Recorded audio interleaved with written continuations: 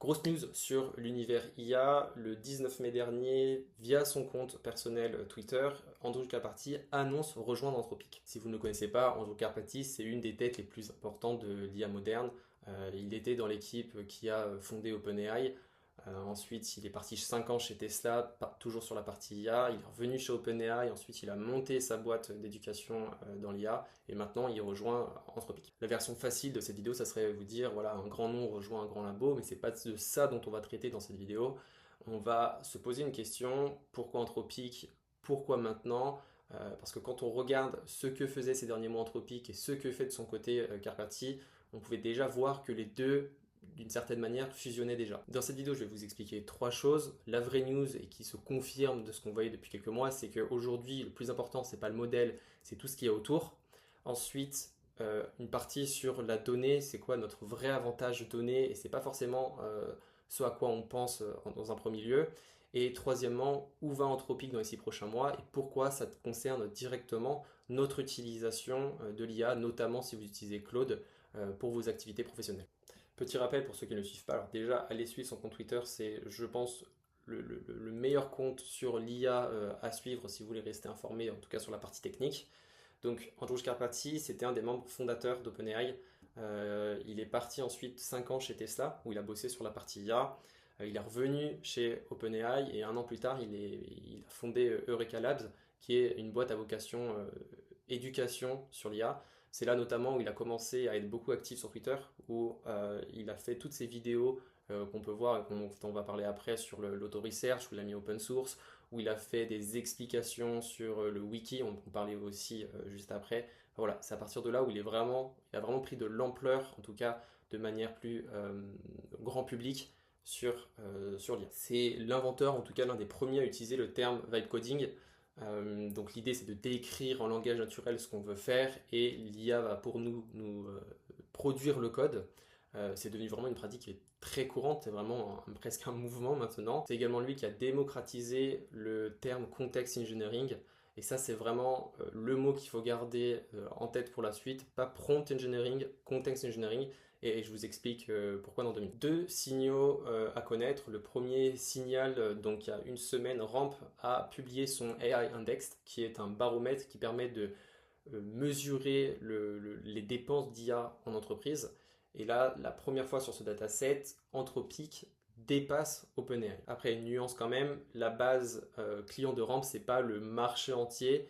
OpenAI garde sa marque qui est grand public avec d'énormes contrats en société, mais le signal est là. Anthropic dépasse OpenAI sur cette partie, en tout cas sur Ramp, parce qu'ils livrent vite et ils ont fait beaucoup de bruit ces derniers mois.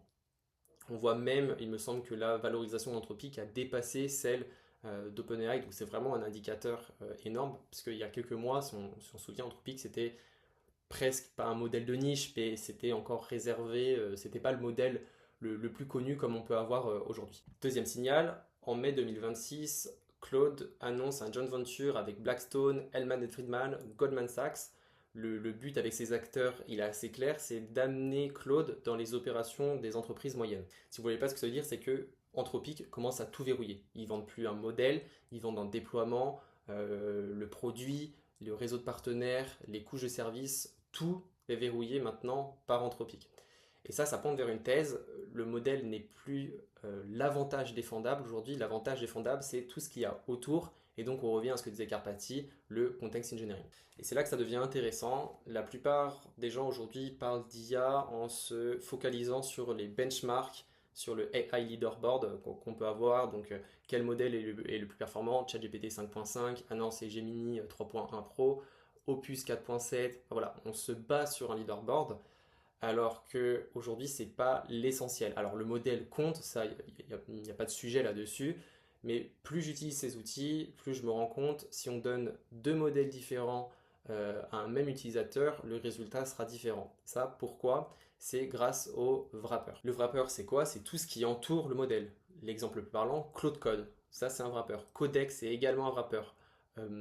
Claude Cowork, c'est également un wrapper. Tout ce qui va être skills, subagent, MCP, tout ça, tout réuni, c'est un wrapper. En fait, le but d'un wrapper, c'est de prendre un modèle IA et de l'entourer avec des outils, je vulgarise, hein, et pour créer un autre outil à part. Donc logiquement, voilà, Claude Code est un wrapper. Et c'est exactement ce que Karpathy enseigne depuis plus d'un an, et il a un terme pour ça, on y revient, c'est le context engineering. La vraie compétence, ce n'est plus d'écrire un prompt parfait, c'est de construire un environnement tout autour de ce modèle, avec la bonne structure de fichier, la bonne structure de dossier, les bons documents, un RAG s'il faut, les bons outils, les bons skills, les bons MCP, enfin, voilà, tout ce qui entoure et tous les termes que l'on emploie au quotidien maintenant dès qu'on va utiliser de manière un peu plus approfondie l'IA. L'exemple le plus concret, et même pour la majorité des gens c'est encore ça, c'est on va sur Claude, on va sur ChatGPT, on ouvre un chat et on lui demande la tâche. On y revient 2 jours plus tard, il ne se souvient pas de ce qu'on a fait, en tout cas dans la moindre mesure, et on doit tout réexpliquer, le contexte, les contraintes, ce qu'on peut faire, etc. Maintenant, avec des outils comme Claude Code ou même Codex, avec une gestion du context engineering, lorsqu'on revient dans une autre session, on peut dire ok, on va reprendre notre tâche de lundi dernier sur tel sujet, et là, Claude Code, en l'occurrence, va venir rechercher dans sa base de données, rechercher dans le context engineering, et va récupérer tous les éléments pour pouvoir poursuivre et même aller plus loin que ce qu'on lui demande. Donc la vraie news, c'est pas que Karpathy rejoint Anthropic, c'est que l'expert en context engineering rejoint la boîte qui construit le wrapper qui est objectivement le meilleur du marché, à savoir Claude Code. Donc les deux philosophies fusionnent. Et là on peut se dire, Claude Code, quand on voit ce que Anthropic a réussi à faire, et à la vitesse où ils développent et ils publient tout ce qu'ils font, on peut se demander comment ça va être avec Karpathy qui va être maintenant directement dans Anthropic et qui va travailler sur ces sujets-là. Pour mieux comprendre, reprenons deux des travaux d'Androuj Karpathy. Le premier, c'est le wiki, donc c'était le fait de lier Claude Code avec Obsidian. En fait, simplement, c'était mettre tout un tas de dossiers Markdown bien liés entre eux pour faire en fait une base de connaissances, même certains appellent un second cerveau, où l'idée c'est que on met ses notes, on rentre ça ensuite via l'IA dans ce qu'on appelle un wiki, qui est la base de connaissances, et demain lorsqu'on va poser une question à Claude Code, et ben, il va venir rechercher dans ce wiki s'il n'a pas des informations sur notre requête. Donc le but c'était de mettre tous ces documents de manière pas forcément structurée dans un premier dossier qui s'appelait RAW. Donc ça pouvait être votre compte rendu de réunion, toutes vos transcriptions d'appels, vos documentations internes, tout ce que vous avez. Ensuite, avec une ligne de commande, en l'occurrence ici c'était ingest, on va tout faire passer par l'IA, traiter, il va résumer, créer des liens entre eux et rentrer ça dans un wiki. Et derrière, ça vient mettre automatiquement un jour ce qu'on appelle un schéma MD, donc schéma.md, Markdown. Et donc là, ça va être toute la règle de comment est lié entre eux tous ces documents. Et on obtient vraiment comme un second cerveau. Donc ça, il l'a publié en avril 2026. Si vous suivez un petit peu la tech, ça a fait vraiment un gros boom parce que ça répondait à beaucoup de problématiques avec ces wrappers type Claude Code Codex. Et il y a eu beaucoup de vidéos YouTube sur le sujet, donc comment connecter Obsidian avec Claude Code et créer donc justement cette base wiki de Androuj Karpathy. Deuxième indice, c'est en mars 2026, Androuj Karpathy a mis en open source son système qu'il appelait Auto-Research. Le but d'Auto-Research, c'était on ne passe pas d'un chatbot où on lui dit voilà, est-ce que tu peux me faire ça, et à la rigueur il va utiliser des outils, il va le faire. Le but c'est fais cette étape, puis cette étape, et en fait il va continuer, il va rentrer dans une boucle et il ne va pas s'arrêter tant que sa tâche finale, en tout cas son objectif final, n'est pas accompli. Et là où ça fait sens, pareil comme le wiki, où on va certainement voir de façon native, directement dans Codex, dans Claude, un système développé par, non pas passé par Obsidian, mais développé par Claude directement, un système de wiki, on va potentiellement avoir, enfin on a déjà une commande goal, donc le /goal, qui est utilisé dans la même logique que Auto-Research. Donc c'est pas exactement la même chose, mais on suit la même logique. Et donc déjà, rien que ces deux choses qui ont été plutôt initiées par Androuj Karpathy, ça crée un changement énorme, parce qu'à partir du moment où on combine les deux, donc le wiki et ce système d'auto-research, donc le /goal, on a des boucles autonomes qui vont se faire et l'outil s'arrête de ressembler à un chatbot. Il s'arrête uniquement lorsque son objectif est atteint. Donc là, il commence vraiment à ressembler à un employé. Ça, cumulé, j'en parle pas, mais à tous les MCP et tout ce qu'on peut connecter maintenant à Cloud Code, les CLI, tout ça, on commence vraiment à avoir un outil qui est très puissant. Alors ça nécessite encore quand même une capacité technique pour installer tout ça, mais on commence à avoir, pour ceux qui sont un peu plus les plus tech d'entre nous, à avoir des systèmes de plus en plus autonomes et de plus en plus efficaces. Et dernier point, et celui que personne ne relève, dans son tweet, il termine par une phrase qu'on traduit par "je reste profondément passionné par l'éducation", et cette phrase pour moi n'est pas du remplissage. On se rappelle Eureka Labs, donc sa dernière boîte, c'est une entreprise d'éducation. Le but, c'est d'aider les gens à comprendre l'IA réellement de l'intérieur. Et Karpathy a un talent plutôt rare, c'est qu'il arrive à rendre les choses difficiles en quelque chose de presque facile, en tout cas ludique. Quoi, c'est le point qui ferme la boucle. Parce que si l'objectif, en tout cas l'étape pour Anthropic, c'est le contexte, les workflows, les skills et tout ce qu'on a évoqué juste avant, le goulot d'étranglement, ce n'est plus la technique, c'est la pédagogie. Une étude IBM montre l'écart entre les compétences IA déclarées et l'usage réel en entreprise, et on voit que le gap est énorme. Avoir une meilleure vulgarisation de l'IA dans l'organisation peut aider les entreprises à adopter, à se former et à packager leur savoir. Et c'est cohérent avec tout le reste de la stratégie. Ça nous mène maintenant à la question: où va Anthropic?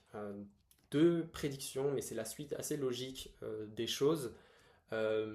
Première chose, ça serait certainement une sorte de librairie de contexte, tout ce qui est autour du content engineering, donc les skills, les MCP, pas les prompts, mais voilà, tous les connecteurs, tout ce qu'il y a autour pour connecter l'IA à ce qu'on utilise à côté.